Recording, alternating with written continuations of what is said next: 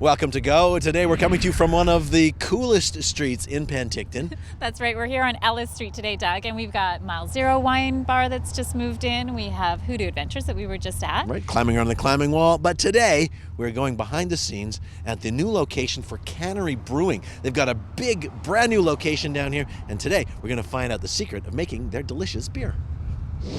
So, Doug, we've just come inside the Cannery Brewing. This is a brand new location. They opened it last summer, and it is so popular. It's become this local hangout. I can see why. It's a great location down here on Ellis.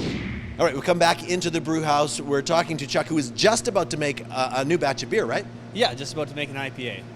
So what goes into all of that? Well, right now we're just working with the malt, and then eventually it gets a lot of hops. The IPA gets a lot of hops. He's looking at his watch right now. Looking at the clock. We got to start doing the what? Mash in. We got to mash in. We have to mash in. You ready to mash in? I have no idea what that is, but I think we're willing to do it. Absolutely. Whatever it takes. All right. Lead on. All right. Up the stairs we go. So you got a lot of good hot water coming in here? Oh yeah. Hot water is important. Need lots of hot water. So this is the milled grain, and as it comes through, it's getting hit with jets of water. As you mix it, it's going to activate some enzymes in the grain that'll break down the sugars into something the yeast can ferment. So we're going to want to start stirring here. Okay. And you're just trying to keep it from forming into little clumps. Like this? Yeah, just like that.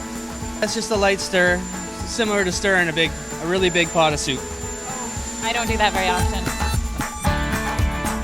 This brew is a bit bigger than our hopper here can contain, so we have to take a few totes out and add them manually. Okay, so you want us to dump this tote in there? Yeah, we'll have to dump that in there. Dump it right in, yeah? Keep the tote. Yeah, don't drop the tote in. That's a lot of grain. It is. Oh, it's stirring foam in there.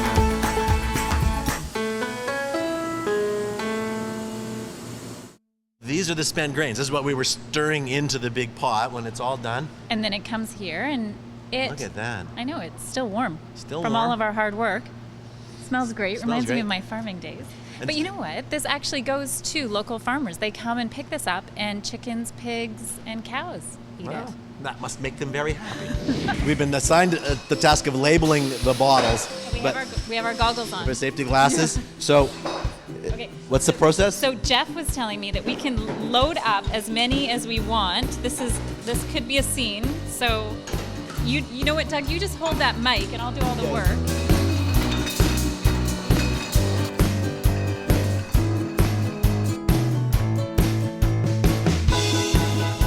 Well, the labels are nicely on, but now that we got to get the blackberry porter in them.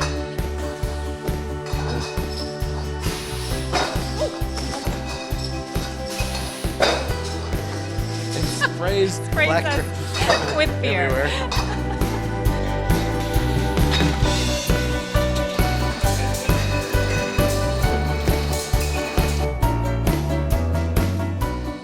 I guess we've gone through the whole process now. The only thing left to do is to see what this stuff actually looks like when they pour it into a glass. We'll do that coming up next. The end result, after all of that hard work, comes out of these taps here in the tap room. We're talking to Ian. You guys make a lot of different beer here.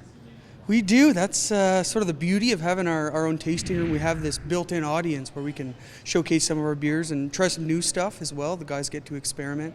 We generally have at least 12 beers on tap, and generally something new every week as well. So Every week? yeah, almost every week we do a test batch on Fridays. Oh, so that's good to know, right? Should I come in Fridays? Fridays is the day. You got to get here early though.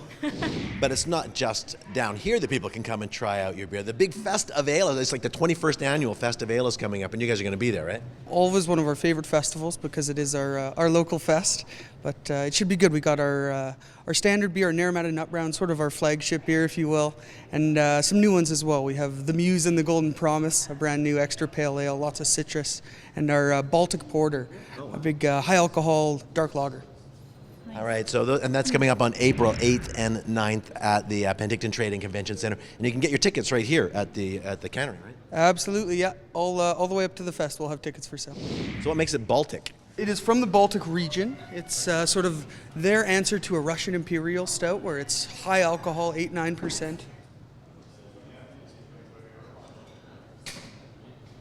What do you think? Oh Doug? wow, yeah, that's interesting. Because it's not like a British stout. It's not roasty. It's not. It's much more dark fruit, the raisins, those sort of notes, the really full body as well that you get, but still very clean and approachable because of the lager yeast.